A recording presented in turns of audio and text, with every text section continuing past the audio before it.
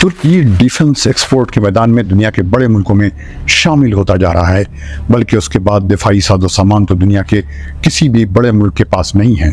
उसने अपने defence industry को इतना आगे बढ़ाया है कि अब वो दुनिया भर में अपने मोस्ट मॉडर्न डिफेंस इक्विपमेंट्स की वजह से बड़े ताकतवर मुल्कों में भी शामिल हो चुका है।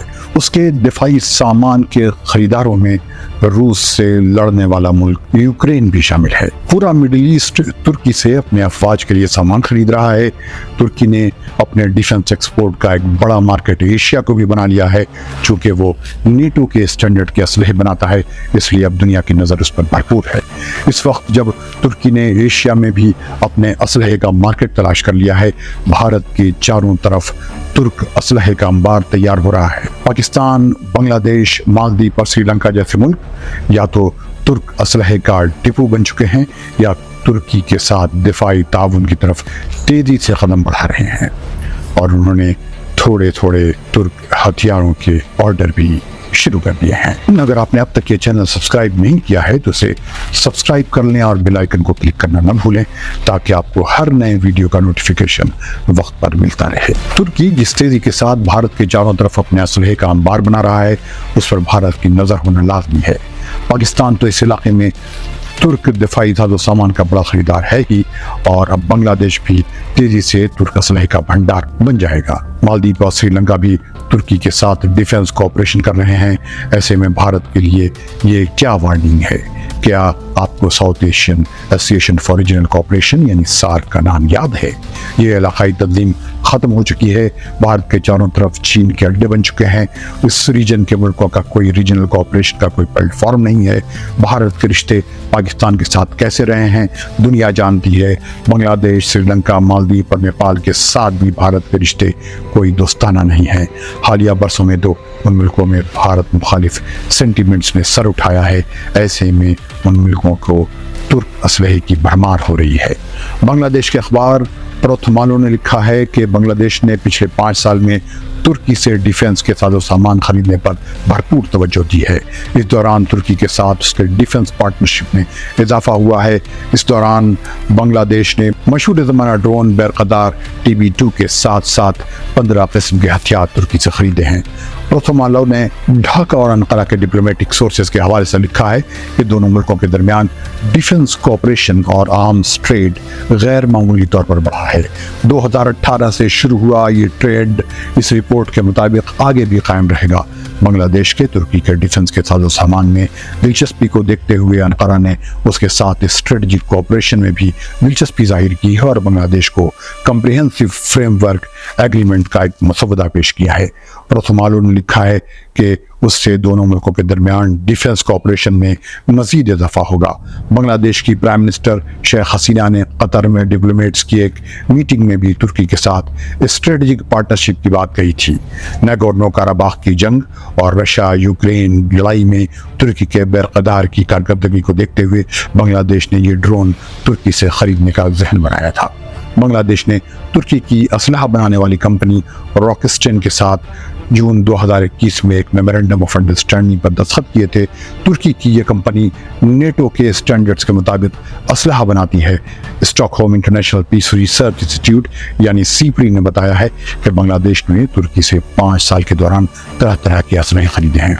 उनमें cobra armed personnel carrier, short range missile, mine protected vehicles, armoured vehicles और multi dimensional rocket defence systems शामिल हैं। एक मुआहदे के तहत तुर्की बांग्लादेश को ऑटोमेटेड गाइडेड आर्टिलरी शेल्स भी बेचने वाला है। उसके अलावा तुर्की ने बांग्लादेश को मिलिट्री हेलीकॉप्टर्स और टैंक्स बेचने में भी दिलचस्पी जाहिर की है। यही नहीं, तुर्की ने बांग्लादेश मशीन टूल्स फैक्ट्री को टेक्नोलॉजी सपोर्ट भी दिया है ताकि वो खुद ही शेल्स बना सके। तुर्की ने बांग्लादेश की नेवी और कोस्ट गार्ड्स को पेट्रोलिंग करने वाली बोट्स बनाने की टेक्नोलॉजी भी दी है। 2018 में भी बांग्लादेश ने तुर्की से दर्जनों किस्म के साजो सामान खरीदने थे, जिसमें ground surveillance radar, armoured vehicles, portable James شامل ہیں۔ اس کے بعد ترکی نے بنگلہ دیش کو آف شور کرین، مزید armoured vehicles, ambulances, missile launching system اور اورلیکون اسکائی گارڈ راڈار سسٹم اور دوسرے اسلحے بھی دیے۔ ترکی نے قریب 3000 بنگلہ دیشی ڈیفنس افسران کو بھی ٹریننگ دی ہے۔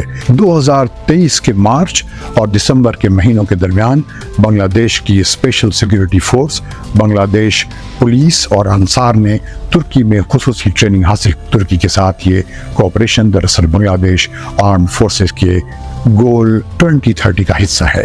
اب بات کرتے ہیں سری لنکا کی۔ ترکی اور سری لنکا بھی ڈیفنس کوآپریشن پر بات چیت کر رہے ہیں۔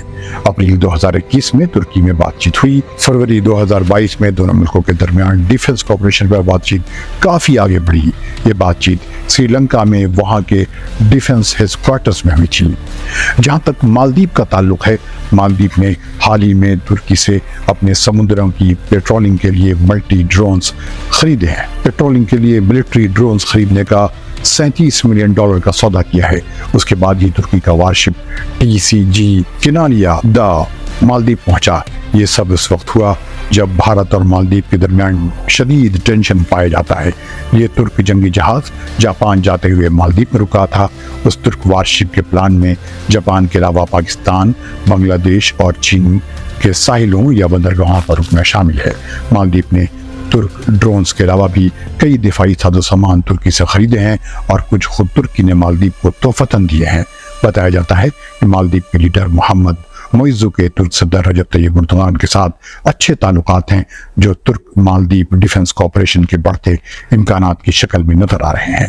جہاں تک پاکستان کا سوال ہے، اس پر تو کوئی 1 مہینہ پہلے ہم نے پورا ویڈیو ہی بنا ڈالا ہے اور یہ بھی بتایا ہے کہ پاکستان اور ترکی جس تیزی کے ساتھ ڈیفنس کے میدان میں کوآپریشن کر رہے ہیں، اس پر بھارت بھرپور نگاہ رکھے ہوئے ہے۔ بہتر تو یہ ہوگا کہ آپ اس پر ہمارا پورا ویڈیو دیکھ لیں تاکہ اندازہ ہو سکے کہ ترکی اور پاکستان تیزی کے ساتھ ڈیفنس کے میدان میں ایک ساتھ کام کر رہے ہیں اور ترکی اور پاکستان کو دفاعی ساز و سامان سپلائی کرنے والا ایک بڑا ملک بن کر رہا ہے۔ مثال کے طور پر ترکی نے پاکستان کے تمام F-16 لڑاکا طیاروں کو اپ گریڈ کرنے کا کام کیا ہے اور اسے T-129 اتاک ہیلی کاپٹر سپلائی کیے ہیں۔ اس کے علاوہ ترکی نے پاکستان کی نیوی کو میلجیم کوورٹس دیے ہیں اور برقدار TB2 ڈرونز کے علاوہ ترکی نے پاکستان کو الیکٹرو آپٹیکل ٹارگیٹنگ پوڈس بھی دیے ہیں۔ پاکستان کی آبدوزوں کو اپ گریڈ کیا ہے۔ دونوں ملک مل کر ڈرون ٹیکنالوجی میں ریسرچ اور ڈیولپمنٹ کا بھی کام کر رہے ہیں۔ ترکی نے حال ہی میں جو کان کامبیٹ اسٹیلتھ پلین بنایا ہے، پاکستان کی اس پر بھی نظر ہے۔ دونوں ملکوں کے درمیان اسٹریٹجک کوآپریشن بھی ہے اور وہ ساتھ ملٹری ایکسرسائزز بھی کرتے رہے ہیں۔ پاکستان ترکی کے ڈیفنس کوآپریشن میں میرا 1 مہینہ پرانا ویڈیو کافی انفارمیٹیو ثابت ہو سکتا ہے، جو بھارت کی ایک رپورٹ کی بنیاد پر بنایا گیا ہے۔ ملتے ہیں جلد ایسے ہی کسی دوسرے ویڈیو کے ساتھ۔ خدا حافظ۔